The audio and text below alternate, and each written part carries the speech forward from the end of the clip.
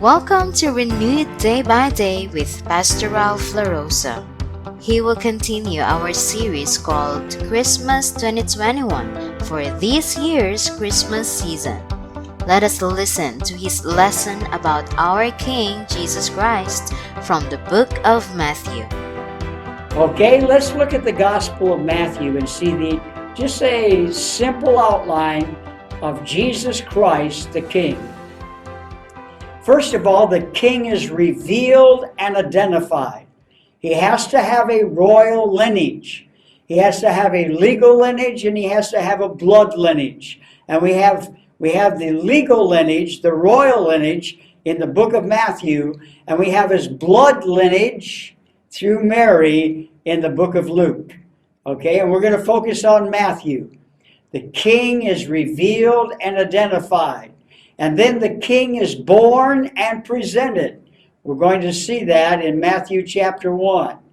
And then later on in this book, the King is rejected and finally sacrificed on the cross. And no gospel talks more about his rejection as King than the Gospel of Matthew. Okay, and then the King is alive. He resurrected. And he gave the Great Commission, and he shall return. That is our King. He's not a dead king now. He's a live king, and he's alive forevermore. So the King revealed, the King born, the King rejected, the King alive, and he shall return. Okay, let's take a look at the fact that he shall return. No one of the Gospels, Matthew, Mark, Luke, John, none of them talk about the return of Christ more than the book of Matthew. Wow, 28 chapters, in chapters 24 and 25, two huge chapters on the second advent of Jesus Christ.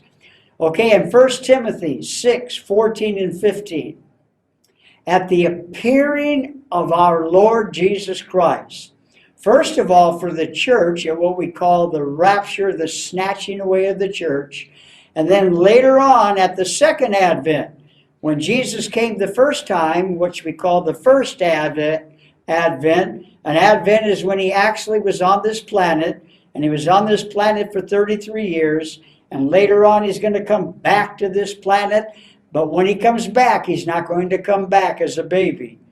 Look at verse 15, which God the Father will bring about in his own time, just like he did the first time, Galatians 4:4. In the fullness of time, God sent forth his Son, made of a woman, and he's going to come back the second time, not as a baby, watch, which God will bring about in his own time. God, this is God the Son, blessed and only ruler, the King of kings and Lord of lords.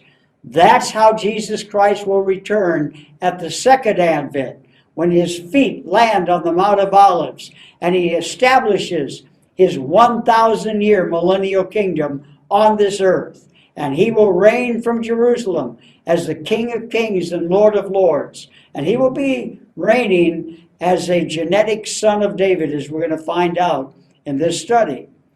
Okay? Let's look at the outline for our Christmas series. Today, November 28th, the King of Christmas. And we're not going to read it all, but we're going to study, and I hope you will read it. I read it several times, many times in my life, Matthew 1 through 17, okay? And listen to it, okay? And then December 5th, we're going to study the miracles of Christmas in Matthew 1, 18 through 20. We'll refer to some other passages, but primarily we will take it from Matthew. And then on December 12th, we're going to study the God-man of Christmas, Matthew chapter 1, verses 21 through 23. We'll also bring in some other passages. And then in December 19th, the visitors of Christmas. And you might be surprised at what you find out, for example, of the wise men and who they really were, the Magi. And we're going to see the shepherds. We're going to talk about them and who actually came there when he was actually born or who came later. And the only way we can do that, and this would be the day after Christmas, the aftermath of Christmas. And we're going to study that in Matthew chapter 2, verses 3 through 23. And so that's the outline of our Christmas series in Matthew. First of all, we have to establish the identity of this king by looking at, number one, his royalty, and number two, his graciousness. Most kings are not gracious. Most kings are tyrants. They had sovereign authority. The majority of them had absolute power. And so this is a benevolent king, a gracious king. And yet he was a royal king, and he's identified in the legal line of Matthew. Let's look at Matthew 1:1, a record of the genealogy of Jesus Christ, and here it is, the son of David. If you go back to the Old Testament in the book of Samuel, you'll find out that the Davidic covenant told us that God's royalty would be established in the line of David. And Matthew, Joseph, who's in the legal line of David through Solomon, we'll see that. Mary is in the she's in the bloodline through Nathan, also a son of David. Thank you for listening.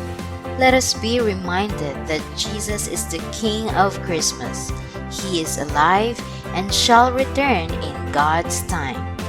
Tune in to the next part of our lesson tomorrow, here in Renewed Day by Day with Pastor LaRosa.